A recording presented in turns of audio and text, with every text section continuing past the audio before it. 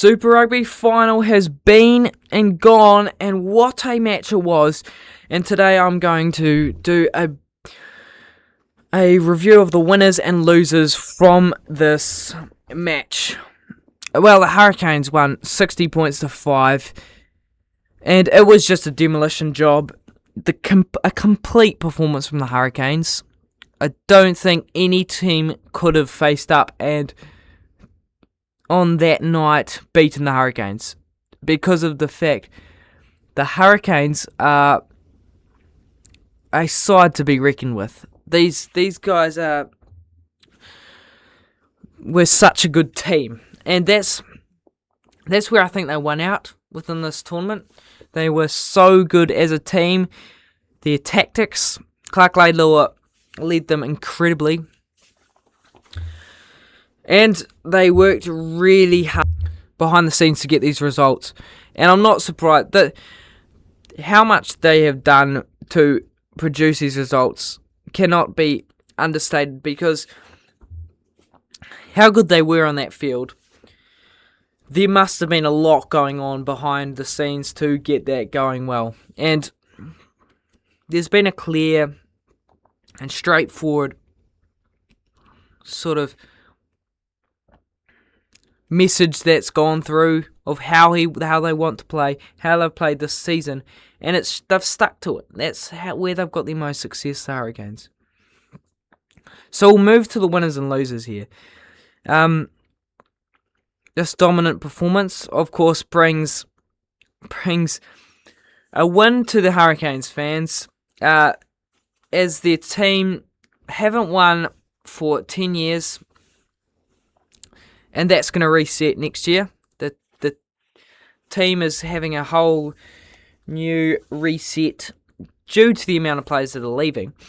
So it was really important that they got the win here for the fans, the Hurricanes, and they certainly brought some entertainment with it. So what a season it has been for them. And it's created so much excitement within the competition, and we've seen how it's been so much more structured it's been so much more like structured how they are playing. They've got an identity here, the Hurricanes, and that's what I love about how they've played this year. Now the losers, Chiefs fans for sure are losers here. 4 finals, 4 losses in the past 4 years. This is disastrous for them. They'll come back next year again, but this is disappointing for them. They've shown they're definitely the second best side of the competition, not the first, not the third.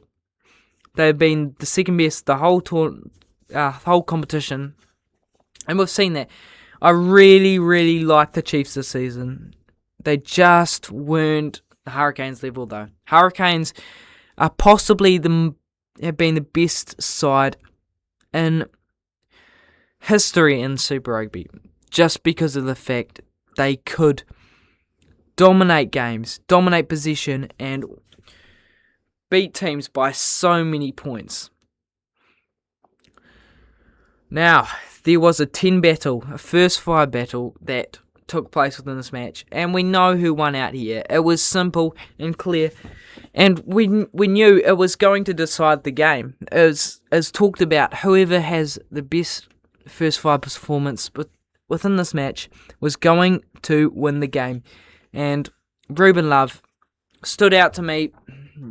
This guy, I didn't believe in. I didn't really back fully for any All Blacks positions earlier in the year, but now it is loud and clear. I think he should be really, really high in that order of first 5s for the All Blacks.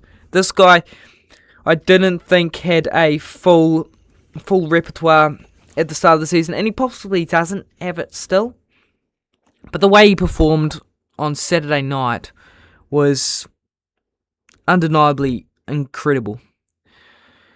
It's the way he controls games, the way he can put players in holes. He can His passing game is top class. He's the best. He's got the best passing game in the Super Rugby. But then last night we also saw his kicking game was great. His kicking off the tee was quite phenomenal as well. And he showed he can stand up under pressure, and that's exactly what an All Black first five needs to do. I really loved Ruben Love within this game, and I think he just outplayed Damon McKenzie and the Chiefs. Damon McKenzie, well, he was shut down well, and didn't really have any answers. His kicking game was poor. Didn't really get used to the conditions early, and it was crunched quite a few times by some of the Hurricanes forwards, and didn't really have any options to go with. He didn't have any answers, and that's where he got lost. And you can't get lost like that in these big games as an All Black first five. And I'll talk about later on my All Blacks 15. That's another video, or if you're watching the podcast, that's later in this video. But Ruben Love has stood out to me within this competition and within this most recent match. And I know Dave Rennie won't be swayed too much by one match, but this guy is on another level, and to see he can produce it at one of the highest levels of rugby shows to me he has got it to take that number 10 jersey. And he won't be an automatic success for sure as an All Black, but that's another conversation from now. Also, other winners for the Hurricanes, because they were the only real winners within this match, because no one else stood out to me from the Chiefs. But it was Whittingham Norfolk and Josh Morby, the wingers. They won the winger battle by far, and they've won every winger battle this season. 17 tries apiece. Both got the try scoring record this game. Morby scored 2, Whittingham Norfolk scored 1. And they both got the All Blacks call-ups. Those guys are the end of success. They're the result of how much work has been put into the Hurricanes and their try scoring records, because they cannot do it without the backline they have had, the forwards who produce the ball for them, but they have to finish it off, of course. Those wingers, they've shown how good that they are at finishing off tries and have been a crucial part in the backline. They've not only put it in attack, but put big efforts in defence as well for the Hurricanes. And when they have the ball, they are so difficult to stop. Now, these guys have been on the end of so many great backs moves this season for the Hurricanes, and I've really liked how they've worked with them and used them. And that's those breaks they can make within the back line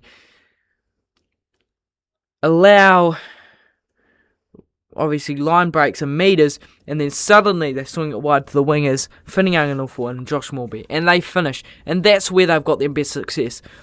And that starts with Ruben Love, obviously, his passing game, putting Geordie into space. And Geordie, his ball running ability, Billy Proctor, his offloading ability, and then on the wing, that finishing ability. So it's been the whole back line for the Hurricanes that has won the matches. And it's that balance you need as a team that's going to win competitions. They always have balance within their whole side. And that's especially what the Hurricanes have had. They are the most balanced team possibly in history of the Super Rugby. Now, Carter and Taumawhilau were losers within this match as the wingers. They just didn't get any ball. And that's what won the Hurricanes the match. Dominated possession. And Chiefs couldn't get it to their playmakers. They couldn't get it to the guys that did stuff because either they kicked the ball away, they made mistakes, or they didn't get the ball in the first place. That's because of the... I'll move on here. I can link it to the next point. The great work the Hurricanes forwards have done at getting turnovers and keeping ball. How much work have the likes of Asafo Moore, Xavier Newmere and Warner Dearns done for the side, plus numerous other, Duplessis Karifi, for example. Those guys have they've got nailed within them the principles, the things they need to do right, and they've done it right. They've done the work every time. They've cleared the rucks, they've kept them safe, easy ball for the backs, and then when they're in defence, they can so easily transfer and make a turnover with the ability of Warner Dearns, for example, line out steals. Duplessis Karifi making turnovers. They've got so many big players within their side that can turn over the ball, get them the ball, and then suddenly they've got possession again. That's their biggest strength here, keeping possession of the ball and being able to plant from that and use that as a base. Now, the forwards for Chiefs lost this match. Taukei'aho, Tupavai and Jacobson, they could not beat the Hurricanes. The Hurricanes, when they're on their day, are unbeatable. And that's what they were this game. And these forwards could not have that ball. They could not find the ball. They could not get the ball to be able to help their backline attack. We saw Taukei'aho was probably the best out of the Chiefs, I think, when he had the ball. But when he didn't, they had to tackle. And when you're tackling too much, it's never going to end well for your team. And it didn't for the Chiefs. Ended up losing overall. And that couldn't have happened. The win couldn't have occurred. And the wins so far this season, altogether this season for the Hurricanes, couldn't have occurred without their bench. Their bench is such high quality, and they don't lose nearly anything when they bring the likes of Cam Roigard off, because they have a player like Inari or Kini Naholo. Kini Naholo, he'd be starting for any team in the Super Rugby, except for the Hurricanes because they've got such good wingers at the moment. Kini Naholo comes off the bench, scores 4 tries in 4 matches. That shows you the depth they have within their team. Johnny Rover scored that try, and he deserved it. The amount of work he's put in. Inari, what a player. He's not been much of a drop-off from Roigard when he comes in about 60th minute. And it's kept Roigard playing at the top of his game because he's not playing 80 minutes every single week. Inari is there to back him up. Braden Yussey, Brad Shields, what's a bench they have. These guys have impact as well. They don't lose anything. And when I look at the Chiefs, they do lose a little bit when they come on. Xavier Rowe was great. He is great for the Chiefs, I think, with Cortez Ratama. There are questions who should have been starting. Josh Jacob, he's looked good. He looked decent in the final. And Brody McAllister. But the rest of them, they are good, but not the level of the Hurricanes. Or at least not produced what the level the Hurricanes have. And they've utilised their bench, the Hurricanes, so well. And they didn't... It was long gone by the time the bench came on during this match. So the Chiefs bench really didn't have much they could have done during this match. But overall, I think the biggest winner, the biggest person who influenced the Hurricanes this season to get this big victory, big success, is Clark Laidlaw. All the props obviously have to go to him. Yes, the players were great, but they could not have produced that identity, that playing platform, if they had not had Clark Laidlaw there. He was phenomenal with his tactical plays, his how he worked the side, how he worked selections, and then produce that identity. He is pretty much, there's no one who has impacted a side as much as Clark Laidlaw did. And the way he came back this season and produced such a good game plan, and they've stuck to it. Identity, that's what we're talking about here. And John O'Gibbs, comparing to him, who was obviously the loser here, just had nothing to hit back against Clark Laidlaw during this match. The Chiefs pride them on defence. They got 60 points put on them.